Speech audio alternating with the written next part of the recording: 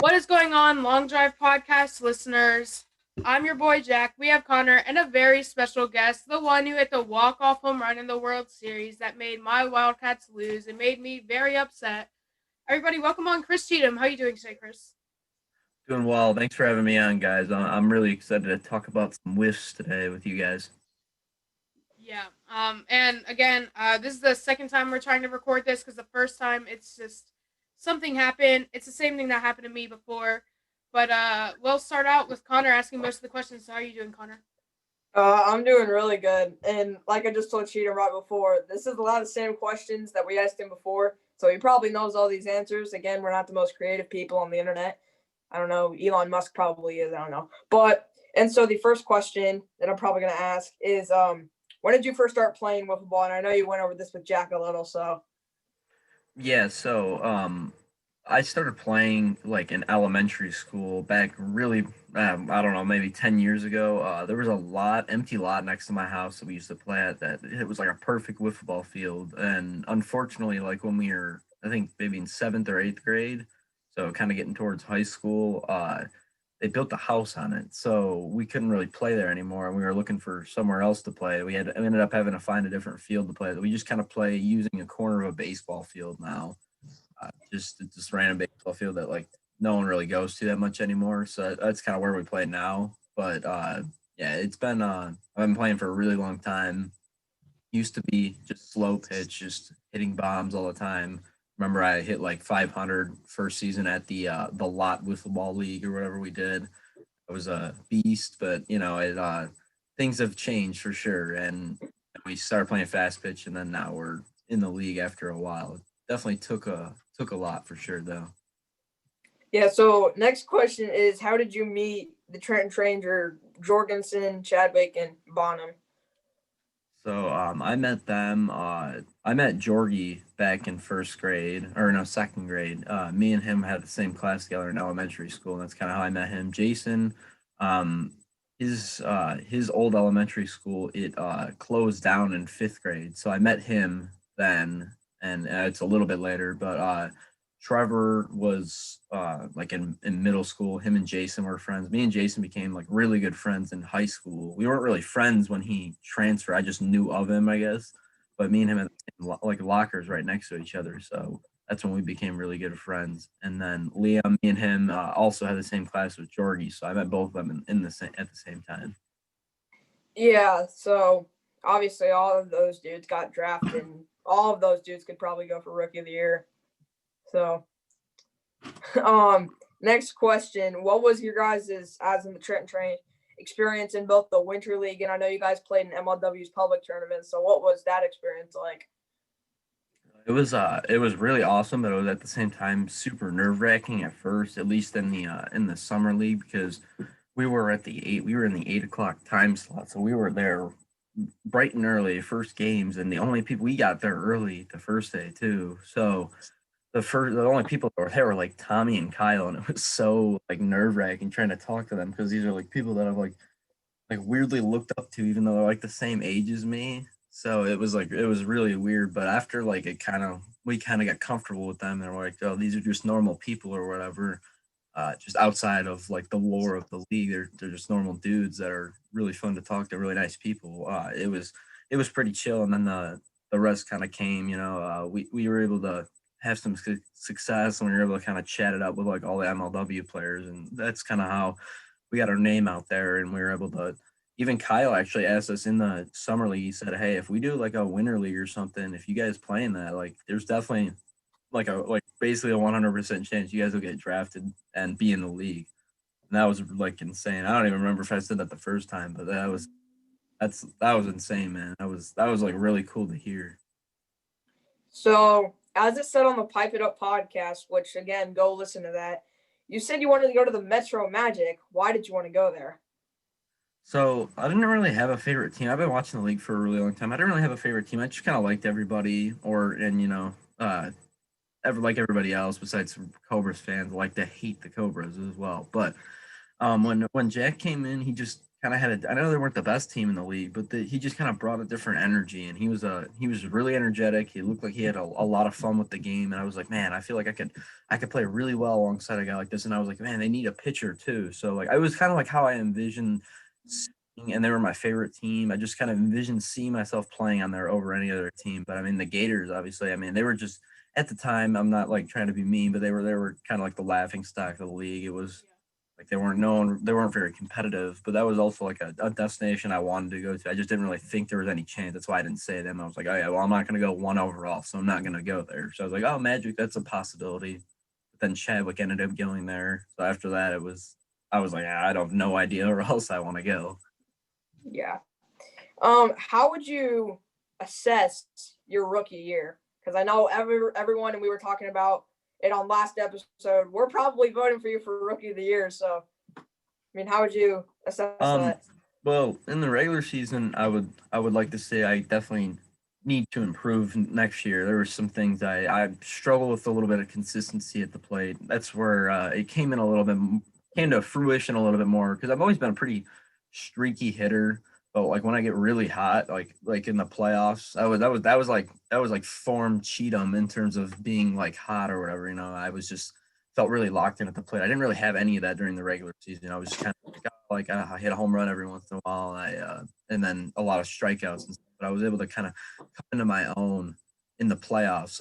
I'm very happy with how I played in the playoffs. But you know, regular season, I think both on the mound there was some long balls I gave up. I need to try to limit those, but that's been a problem throughout my wiffle ball career, allowing the deep flies every once in a while. So I'm definitely need to improve on that next year. But you know, I think I did well. I wasn't expecting all the rookies to be so dominant. So not just me. I think I was just impressed with our entire rookie class. I think everybody showed flashes of what they can be. Yeah. Yeah, definitely. And Rookies have yeah, definitely you go. changed the league for sure. Yeah. Yeah. Everybody on the trains. Also, Nick Saylor. Everybody's changed the league a lot. But Right. I agree with that. It's I mean, I think the draft's a really good idea just to get some new talent in the league, new faces. I mean, I've had a lot of different people email me and like, oh, like I love watching you play. Like you're one of my favorite players. Like, man, this rookie class is awesome. Like I've had a few different people either email me or on Twitter or whatever. Just it's honestly really cool. But like, yeah, this class is awesome, man. It's gonna be it's just our rookie year, man. I think everybody's going to get a lot better too. Even some of the kids that maybe didn't make as much of an impact rookie year, I think they can get even better this year. yeah, Yeah, like Bonham, and obviously with Noah Debrico leaving, which we'll get more in depth on that next week. He has some big shoes to fill. So, Right. how did you feel when you ended up winning the World Series? And originally, I had walk off, but I'll just change it to how did you just feel generally when you won the World Series? Honestly, it honestly still really doesn't feel real, man. I just feel like that entire moment was just a huge blur to me. Like everything just kind of lumped together. I mean, I'll say even like during games 1 through 3. I mean, I know we lost game 1, but games 2 and 3, just I'll lump all three of those together. Like those games, like just felt like normal wiffle ball games. And then when I was able to get luck into that home run in game 4, you know, just barely sneak it over the outstretched hands of the Wildcats players. Just I after that, I don't remember anything. So, but winning the World Series like overall was just like it's a great feeling. Like when I actually like try to realize it that it was awesome. That it was just it's honestly incredible we were able to come in and get it done in year 1. But now I'm just ready to get it done in year 2 again.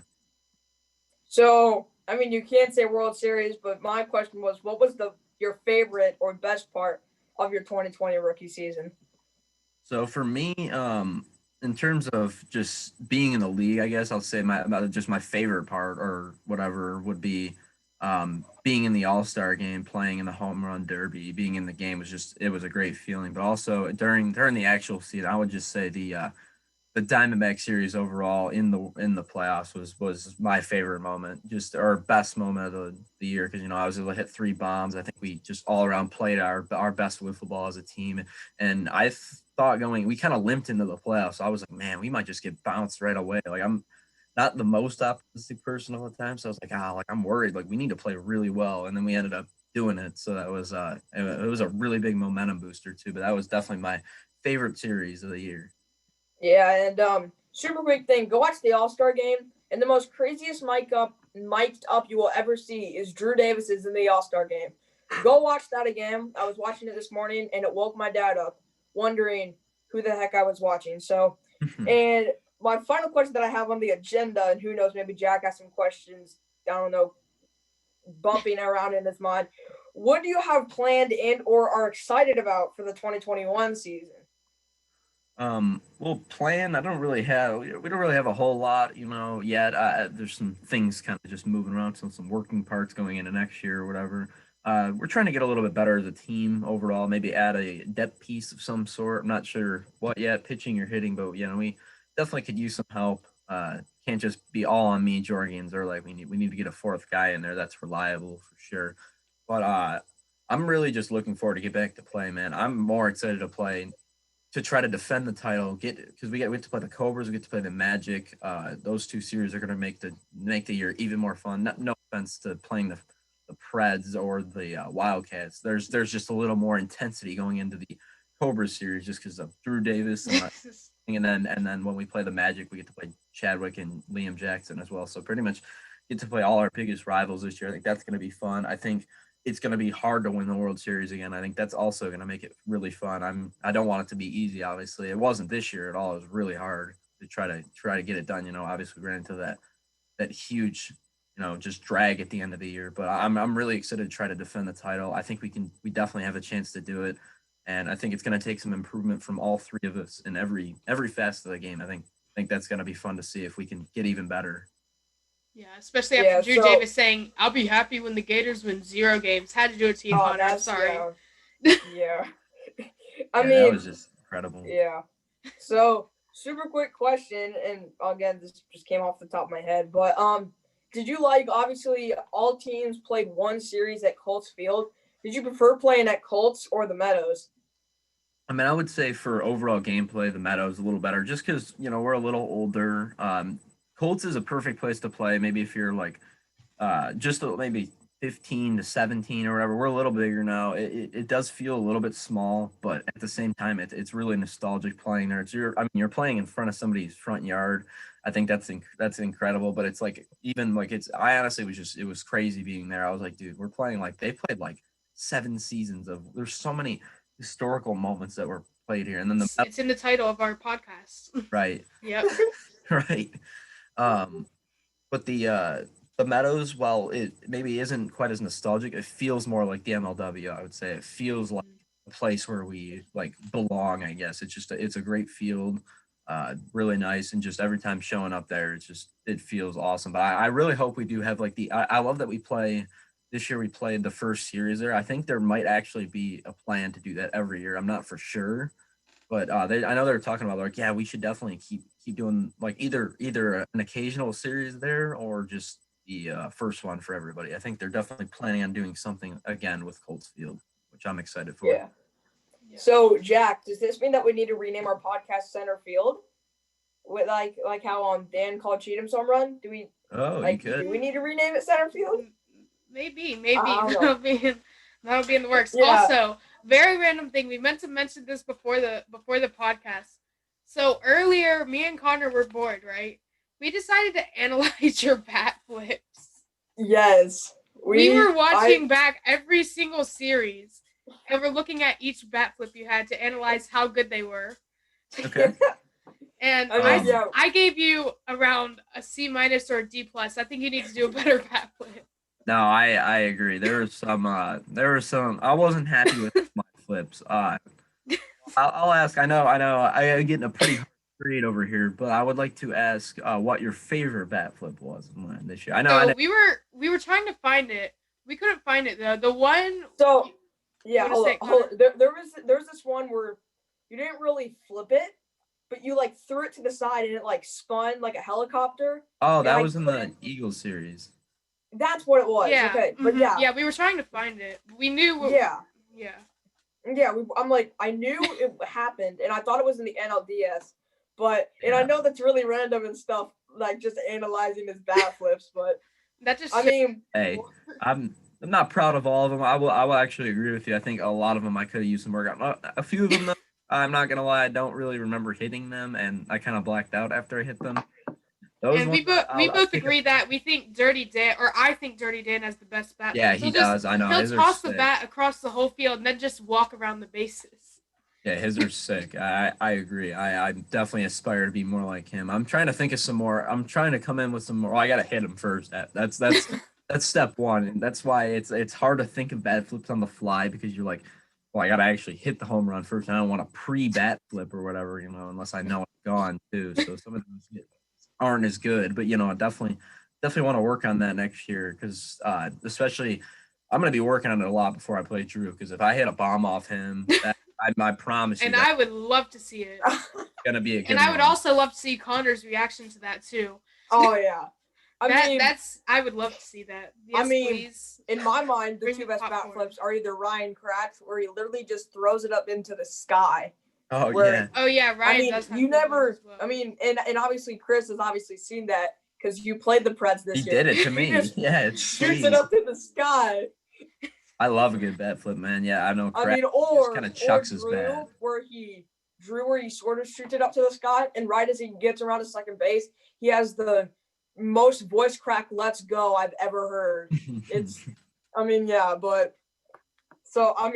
that's really random that Jack brings that up. But yes, we were analyzing bat flips. That's how bored we were here. Hey man, it's fun to look at It's a stuff. fun sport. It's a fun part of the sport.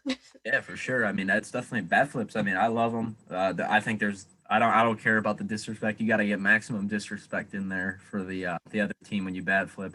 Dan's got that mastered. Cratch got that mastered. I not. Hey, I'm a rookie. I gotta work on it. These guys have been doing it for a while. I gotta get better at it too, for sure. That's definitely something I want to improve on. As long as I'm still hitting them next year, man. That's always a fear in the back of my mind is that I'm just gonna go into next year and not be able to hit the ball. But I think I will be able to. I really do. I think I've been doing it for a while. Just hoping people don't think I'm up after next year. Yeah. So, super quick question: have you, and obviously I know you don't go to every single series, but have you or like a fellow Gator or anyone that you have or that you've ever seen play wiffle ball, have you guys ever hit the ball so hard that the ball cracks? Yeah, maybe it happened. I believe it happened in the Magic Cobra series. The ball in the second game kind of cracked because Ryan hit it so hard. Yeah, that was in the playoffs. I believe he crushed one in the second game and it just cracked. But I know when we play like back at home or when we used to play, we'd crack them like a pretty decent amount. Maybe not just because of how hard we were. Like couple that with we had like a glass, like a fiberglass strike zone, so the ball would hit off that. That would do some damage. When we hit, sometimes the ball indents. That would definitely get to it. But yeah, I definitely remember multiple times where someone hit it and then the ball was just it was pretty much unusable. Not like totally split in half, but definitely get it between one of those teams, and that pretty much ruins the ball.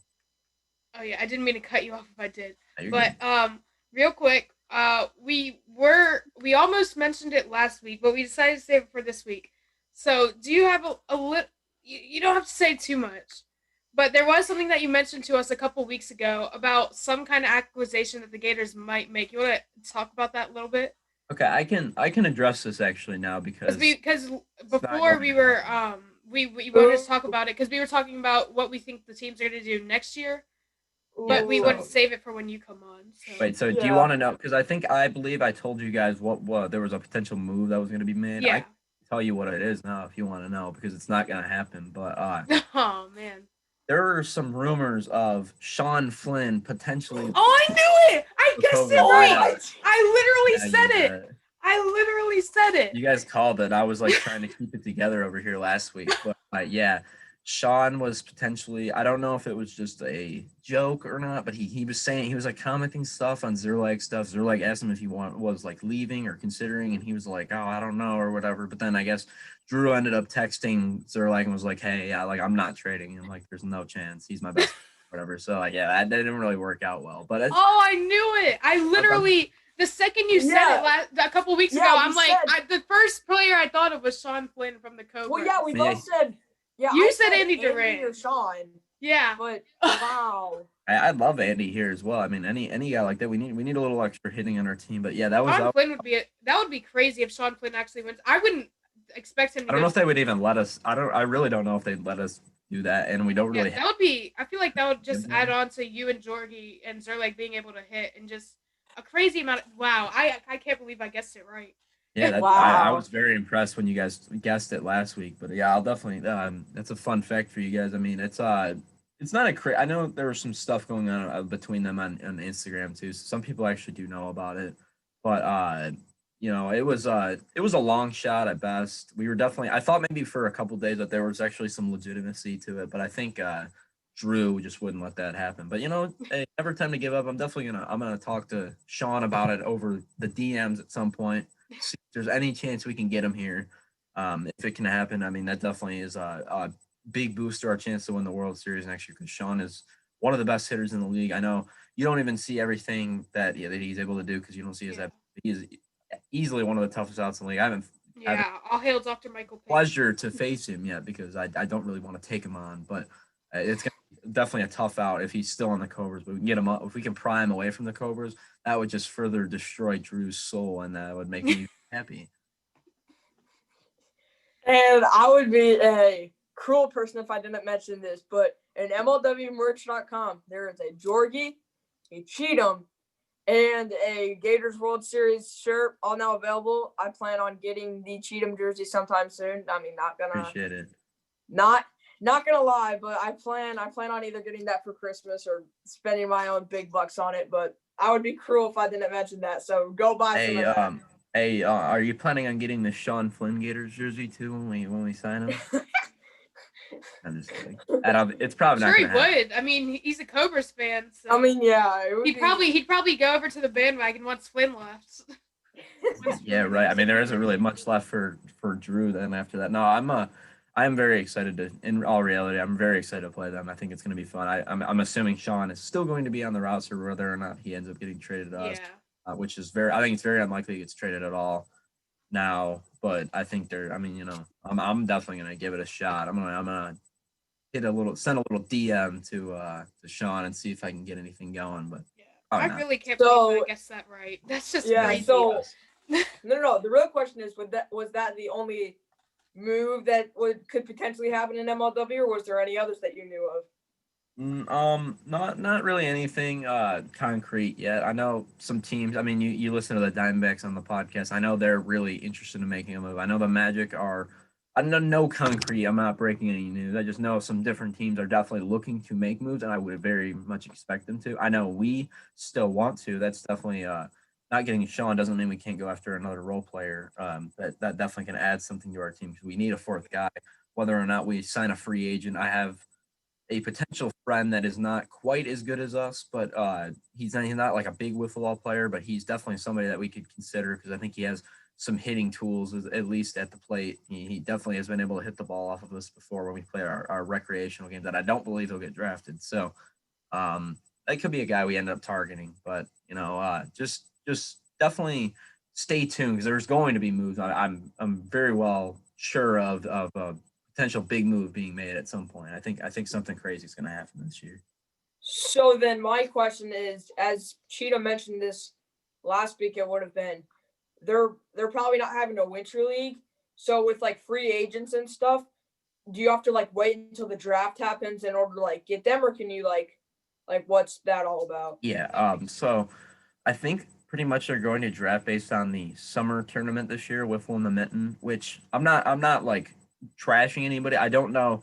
It's not even me trashing anybody actually, because I don't know who there are some teams farther away that probably can't play. So I don't know how many super talented people I guess that are in the area. I'm not aware. That's not me talking crap on anybody. There's definitely some very talented people in the league, but I think some of them aren't going to be able to make it. So I know Drew. I do know Drew's first pick. I'm not going to say it, and it wouldn't really matter anyway if I did. I do know his first pick. He's very talented.